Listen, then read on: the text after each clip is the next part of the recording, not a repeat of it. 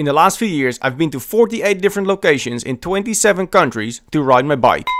I learned a lot from these trips and I want to share it in this video. What's up guys, what's the cycling fanatics? With the current weather conditions here in the Netherlands, all I can think of is to take my bike and go somewhere warm to ride. I've been traveling the world for the last years to so many different places for races, events, training camps, holidays with and without the family. And I stayed in hotels and Airbnbs and apartments and cycling hotels and everything you can think of. Couch surfing, camping in the middle of nowhere.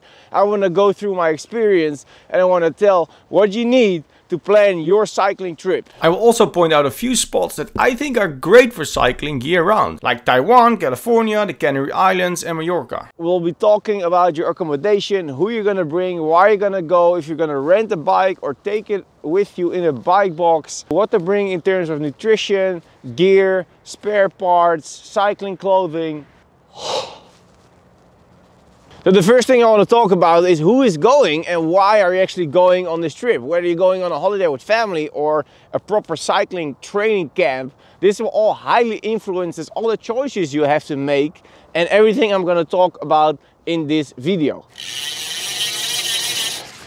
On training camps, your priority, besides the weather, will be the training possibilities. And you can pretty much ride as much as you want every day, all day. Just don't go too crazy in the beginning of your trip because you're gonna wash out halfway and you're not gonna make it as effective as it could be. If you're gonna go to an event, make sure you time it right. For example, our Taiwan KOM Challenge trip. It was only 5 days, but we managed to get 2 rides before the race, prepare for the race itself, and then had 1 guided tour through Taipei. This was the ideal combination of proper preparation for the race and sightseeing in the least amount of time. If you're traveling with non-cyclists, like your family for example, you will have to make some concessions. Make sure you come to an agreement on how many hours and on what days you're gonna be riding. From training straight into feeding little Sam. And also pick a location that's fun for everybody. Babe, I really need some sun. Let's go to the beach. Yeah, happy wife, happy life. During summer the possibilities really are endless. There's a few cycling meccas like the French Alps and the Italian Dolomites that we all know from the professional races on TV. But in the winter they're covered in snow and that's not really an option. So for the period of October to April, I have a few recommendations. When you live in Europe, these spots are really amazing to go to for your winter holiday, to get some sun or your proper training camp. In the summer, they're also great, but they will be more busy with tourists, touring cars going up and down those climbs, and sometimes it gets very, very hot. The first one I want to talk about will be Mallorca, one of my favorites. I've been there a few times. I was organizing my cycling camp on Mallorca for a reason. The cycling is amazing. The training opportunities there are perfect. You have climbs, you have flat roads, and the cycling culture is great. Also during winter, it's super quiet. Other road users are friendly towards cyclists, and it's warmer than in the Netherlands. Calpe in Spain is very well known. A lot of pro teams have their base there in the winter. The cycling is great. The one time that I was there, we had 5 days of rain and snow, so we were just very unlucky. A bit warmer is the Canary Islands. 2 I can recommend, which is Lanzarote and Tenerife. Lanzarote, a pretty small island, has a lot of flat roads, but also a few climbs up to about 30 minutes. Great for base training during winter. Tenerife, very high climb because of the volcano. You can climb up to like 2.5 to 3 hours from sea level all the way up to 2,400 meters. Also, it has a few beaches, so you can take your family out for nice trips and beach time. The downside of Tenerife, there are no flat roads. So for very long, steady base miles, it might be a little bit harder.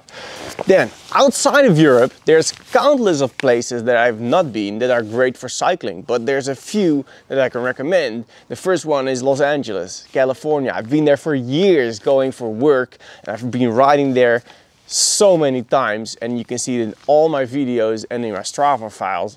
The weather is amazing all year round. There's climbing, there's flat riding, and the cycling community is really awesome. Another great location would be Taiwan. Which brings me to the sponsor of this video, the Taipei Representative Office in the Netherlands. If it wasn't for the pandemic, I would now be in Taiwan capturing a cycling documentary about how amazing this island is for cycling. I've been there in the end of October 2019 for the Taiwan KOM Challenge. The trip was amazing. The roads were perfect, the people were super nice, the weather was nice and warm, and the scenery was just breathtaking. Taiwan has a very strong cycling culture, and the government is actually promoting cycling in a vast way. In the city, they're building cycling lanes all over the place. They're well maintained. There's a lot of information about cycling, and one very popular route is along the east coast. And you can really make it as hard as you want and as challenging as you want, because there's over 300 mountains going over 3,000 meters of elevation. With a lot of dedicated bike shops, rest shops and 7-Elevens all over the country, you will always have a spot to refill your food and your water along the way. It also makes a great country for bike packing or touring. Another thing that stands out is the night markets and the street food in Taiwan. Besides the beef noodles, the soup dumplings and the very famous stinky tofu, which actually tastes better than it smells, luckily, it's a great experience to go through these night markets. Stinky tofu challenge completed. I experienced all of this, and we did a very cool guided tour through Taipei, passing some tea plantations with amazing views over the city, and it was really worth it. And I can really recommend going to Taiwan. There's these little plantations, and there's like a little square thing for every different plant. This is where people live off. They've got the freaking best view of the world. The best time would be from October to April, because the temperatures would be around 19 to 27 degrees Celsius. And usually in this time of year, there's the least amount of rain. Okay, let's talk about accommodation. I've been in and out of hotels for years as my job as an airline pilot. And on many occasions, I could combine this with riding my bike. On my personal trips, I usually would go for an Airbnb or an apartment. So what are your considerations in deciding your accommodation? The nice thing about a hotel is that your room is clean every day, your bed is made, you eat out in restaurants, so it gives the sense of luxury. But it's also less flexible. Some hotels do not allow your bike to be taken to the room, so you have to inform them in advance if you can take your bike to the room or if they have a proper bike storage. Proper bike storage is not the same for everyone. I've been asked to put my bike somewhere outside. It was literally just out on the street. Not acceptable if you have a 5, 6 or even 10,000 euro road bike. I would highly suggest, if you stay in a hotel, to at least bring, for example, some recovery shakes and some oatmeal with some raisins. This is very easy to make. You can take it anywhere. You only need to add some water and you have a post-ride meal together with your recovery shakes. Then when you get your shower, you can take the family out for dinner in a restaurant. There's also specific cycling hotels, fully dedicated to cyclists, or a hotel which is run by a cyclist, and other hotels who are tailored to cyclists close to an event. So if you book your accommodation through an event, they will inform the hotel and they will make sure that everything is arranged. So the dedicated cycling hotels, they have dedicated bike storage, bike tools, maybe even a mechanic. They will have tailored food for us as a cyclist, lots of carbs, lots of calories, and you don't have to go out to search for restaurants. You can eat in, which is great because you're going to be tired after all these days of riding. Make sure you do your research, because some cycling hotels are more for, like, with all respect, old people or cycling tourers, and not so much like road cyclists or training camp cyclists. So make sure you check out where you're going. Staying in an apartment is again a totally different experience. You're gonna be way more flexible, but you'll have to cook your food yourself, which is great because now you can make exactly how much you want and exactly what you want and when you want to eat it. Cowabunga!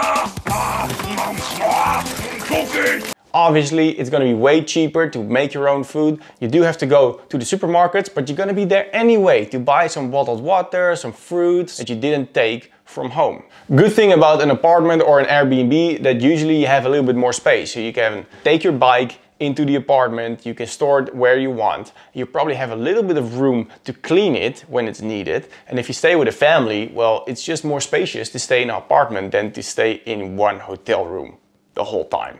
Accommodation through an event can be great. This will save you a lot of time to do your research and book your accommodation. Like when I was staying in Italy for the haute route. Everything was arranged by the organization. Or when we went out on our trip to Taiwan, the hotel was tailored to that event. So the food was altered towards cyclists and everything was arranged and prepared for all the racers. Staying in an Airbnb or an apartment is probably my first preference when I book my own holiday, especially when I travel with the family or when I have a dedicated training camp. Just because you're more flexible and it's cheaper. Now go check out the next part of this video where I talk about bike rentals and bike boxes, what to pack and what to plan ahead for your bike trip.